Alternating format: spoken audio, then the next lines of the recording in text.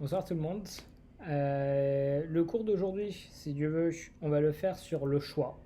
Le choix, comment essayer de faire le choix, toujours selon le Pele Yoetz, tiré du livre Un conseil prodigieux. Et bien entendu, tous les cours, ils sont toujours pour Refouaché Matuno malades et de Neshman de Neftari, mais pour la Tsahat, ceux qui en ont besoin.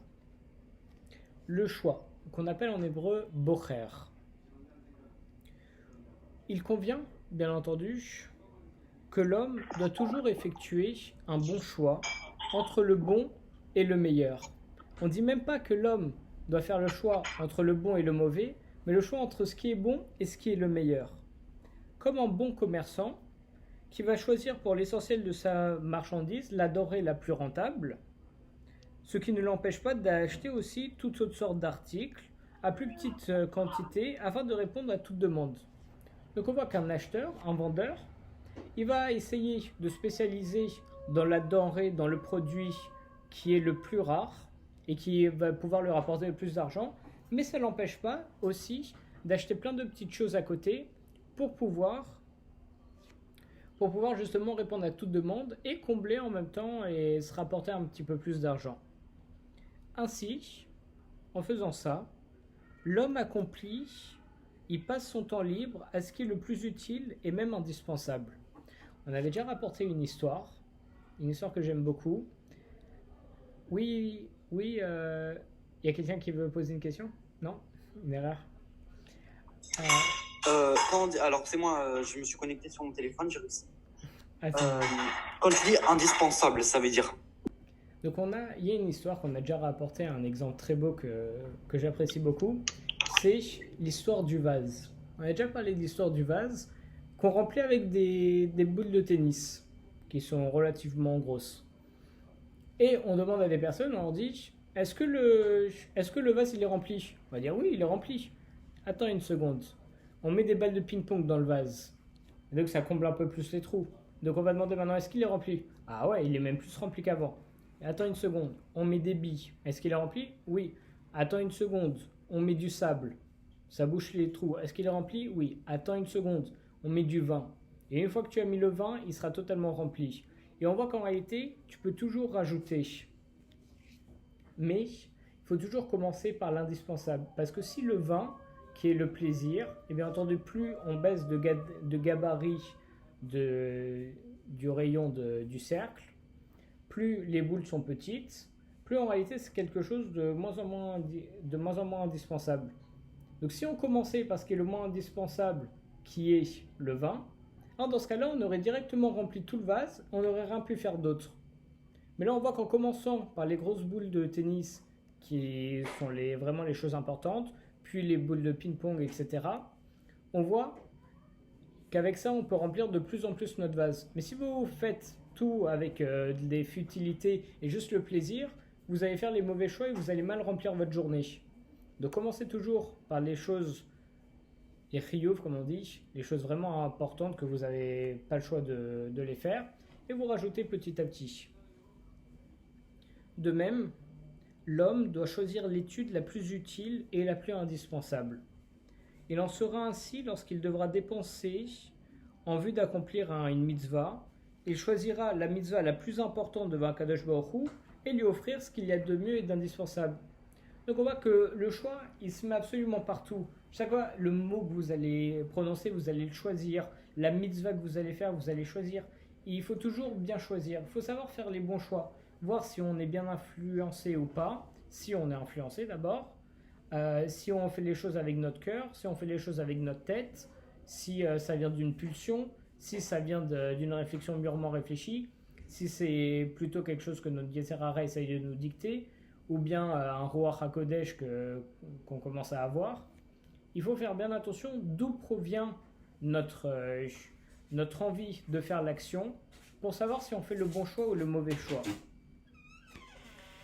L'homme ne devra pourtant négliger aucune mitzvah, bien entendu, mais l'essentiel sera de choisir ce qu'il y a de mieux afin de satisfaire Akadosh Baruch Hu. Donc, on voit que dans les mitzvahs, bien entendu, il ne faut jamais négliger une mitzvah. Alors, juste, on me demande qu'est-ce que c'est le roi HaKodesh. Le roi HaKodesh, on dit, c'est un souffle divin. Vous savez, c'est d'un coup, vous avez une inspiration divine, comme on dirait.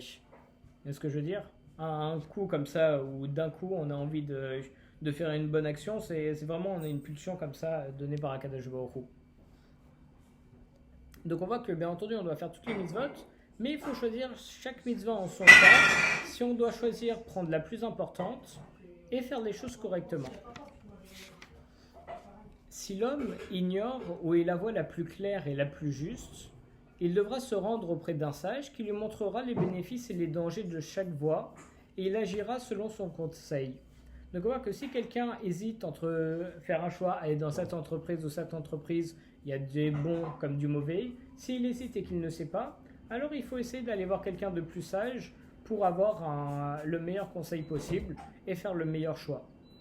D'ailleurs on voit, c'est une histoire que le Rav Yosef Rosenberg m'a apporté une fois. D'ailleurs on était ensemble, Yoram. Un jour, il y a quelqu'un qui devait choisir entre un chemin A et un chemin A et un chemin B. Et un Rav lui a conseillé de choisir le chemin A. Il lui a dit, j'espère que tu ne sauras jamais pourquoi est-ce que je t'ai dit de choisir le chemin A. Il a dit, pourquoi? Parce qu'en réalité, la seule façon de savoir que le chemin A était meilleur que le B, c'est de tester le B. Sauf que justement, il faut surtout pas que tu ailles dans le B, c'est une mauvaise idée. Donc j'espère que tu vas jamais savoir pourquoi est-ce qu'il fallait prendre le A, parce que si tu sais pourquoi, c'est que tu as emprunté le B. Et que Chas v'Shalom, tu as pu avoir des mauvaises choses. C'est pour ça, quand on emprunte un chemin, on ne sait pas ce qu'il y aurait pu avoir dans l'autre. Et il ne faut pas essayer de se dire, ah peut-être que ça a été mieux. Non, si tu as emprunté ce chemin, c'est que Dieu l'a décidé. C'est comme vous êtes en train de choisir entre une école ou une autre.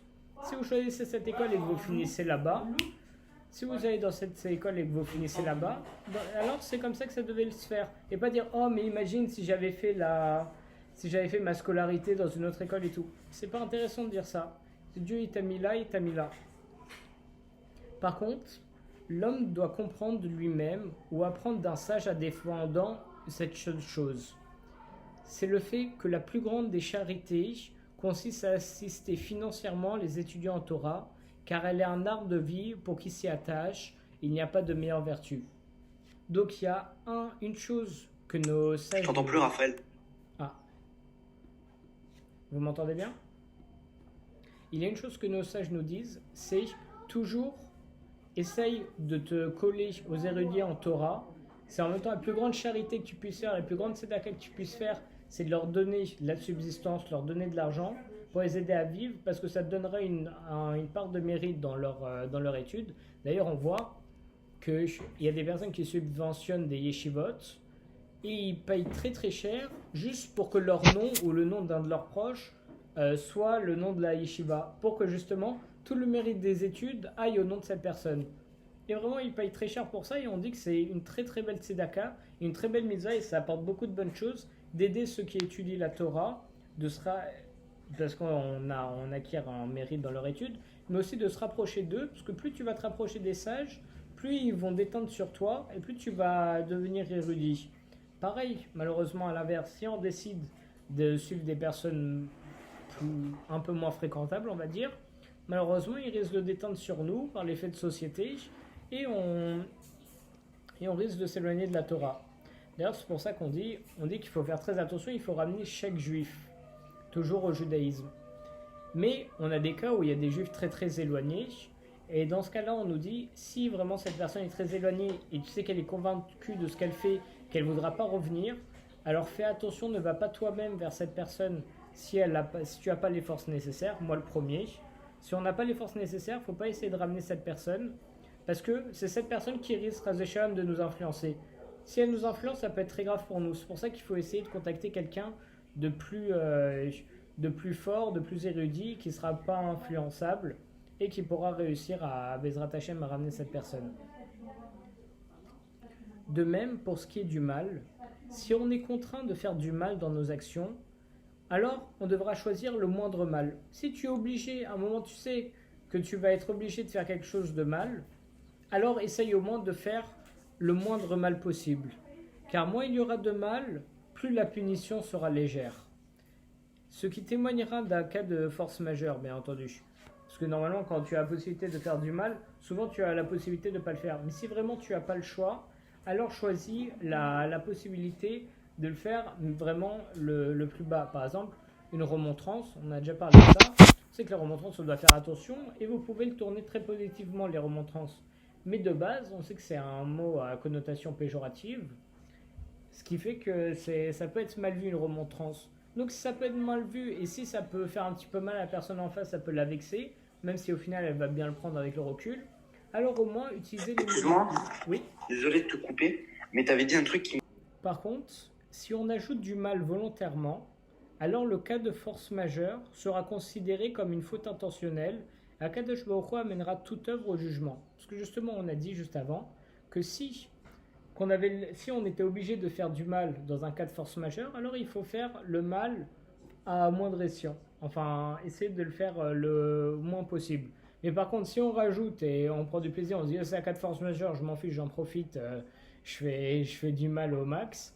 Alors dans ce cas, ça sera considéré comme une faute, malheureusement, et on sera jugé pour ça. Par contre, lorsqu'on minimise la transgression des interdits, on témoigne qu'on craint un Kadosh Baruch Hu, et la Torah pardonne alors un cas de force majeure. Donc on voit que lorsqu'on fait attention de respecter un maximum de mitzvot, d'éviter un maximum d'averot, alors on montre qu'on craint un Kadosh Baruch Hu et on sera pardonné Bezrat Hashem de nos fautes. Et voilà les amis, c'est la fin du cours d'aujourd'hui.